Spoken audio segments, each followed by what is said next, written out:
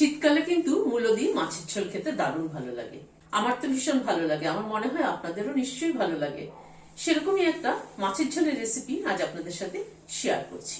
চলুন তাহলে ভিডিওটা দেখতে থাকি। ট্যাংরা মাছে প্রথমে নুন ছড়িয়ে দিলাম, হলুদ ছড়িয়ে দিলাম। নুন হলুদ দিয়ে মাছটাকে মেখে নিচ্ছি। কাঁচা সরষের তেল দিয়ে দিচ্ছি একটু, মাছটার গায়ে মাখিয়ে নিচ্ছি। সরষা নিচ্ছি 2 চামচ, নুন দিয়ে দিলাম, 2টো কাঁচা লঙ্কা দিয়ে দিলাম, জল দিয়ে সরষাটাকে পেস্ট করে নিচ্ছি। সরষের তেল দিচ্ছি, ট্যাংরা মাছগুলো দিয়ে দিলাম, দিয়ে ঢেকে দিলাম। ট্যাংরা মাছ কিন্তু ভীষণ ফোটে। এবার ঢাকনাটা খুলে নিচ্ছি, নিয়ে মাছগুলোকে উল্টে দিচ্ছি। ওই তেলে 1/2 চামচ কালো জিরে ফোড়ন দিলাম। একটা আলুকে এরকম লম্বা লম্বা করে কেটে আমি একটু হালকা বয়েল করে নিয়েছি। আলুটাকে একটুখানি আগে ভেজে নিচ্ছি। এই 1-2 মিনিট একটু নাড়াচাড়া করে নিলাম। এখানে 2টো মূলো কেটে নিয়েছি, মূলোটা দিয়ে দিলাম। এই শীতকালে কিন্তু মূলো দিয়ে আলু দিয়ে কিন্তু ট্যাংরা মাছের ঝোল খেতে দারুণ লাগে, পাতলা ঝোল। নুন দিয়ে দিলাম, হলুদ দিয়ে দিলাম। নুন হলুদ দিয়ে আলু আর মূলোটাকে একটু ভেজে নিচ্ছি। সর্ষেটা যেটা পেস্ট করে নিয়েছি সেটা ছেঁকে নিচ্ছি।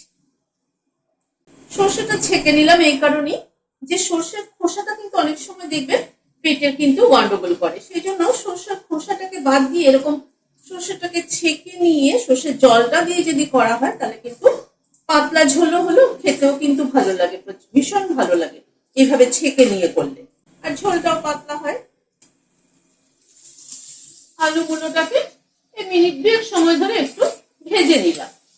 এবার সর্ষে ছাঁকা জলটা দিয়ে দিলাম, আর একটু গরম জল অ্যাড করে দিচ্ছি। মাছগুলোকে দিয়ে দিলাম, মাছগুলোকে একটু ঝোলের সাথে ফুটতে দেব। অত্যন্ত সিম্পল একটা ঝোল, কিন্তু খেতে কিন্তু দারুণ টেস্টি। এই শীতের দিনে মূলোর গন্ধ আর ট্যাংরা মাছ, এই ট্যাংরা মাছের কিন্তু টেস্ট কিন্তু দারুণ। একটু ঢেকে দিচ্ছি, মাছগুলো একটু ঝোলের মধ্যে ফুটে উঠুক। মিনিট 2 মতো ঝোলটা ফুটলো, ঢাকাটা সরিয়ে নিলাম। কাঁচা সরষের তেল দিয়ে দিচ্ছি। কাঁচা সরষের তেলের পরিমাণটা কিন্তু একটুখানি ঠিকঠাক হতে হবে, না তত টেস্ট হয় না। এখানে ধরুন আমি 2 টেবিল চামচ মতো কাঁচা সরষের তেল দিলাম। 1 মুঠো ধনে পাতা ছড়িয়ে দিলাম। ধনে পাতার পরিমাণটাও একটুখানি বেশি লাগবে। 2টো কাঁচা লঙ্কা মাথাটা চিড়ে দিয়ে দিলাম ফ্লেভারের জন্য। সবকিছুকে একবার একটু মিলিয়ে দিচ্ছি। গ্যাসের ফ্লেমটাকে বন্ধ করে দিচ্ছি, দিয়ে ঢেকে দিচ্ছি স্ট্যান্ডিং টাইম 5 মিনিট। কাঁচা তেল, ধনে পাতা, কাঁচা লঙ্কার ফ্লেভারটা অ্যাবজর্ব হওয়ার জন্য। ভিডিওটা যদি ভালো লেগে থাকে তাহলে একটা লাইক এবং সাবস্ক্রাইব করার অনুরোধ রইল। আজ তাহলে এখানে শেষ করছি। নমস্কার।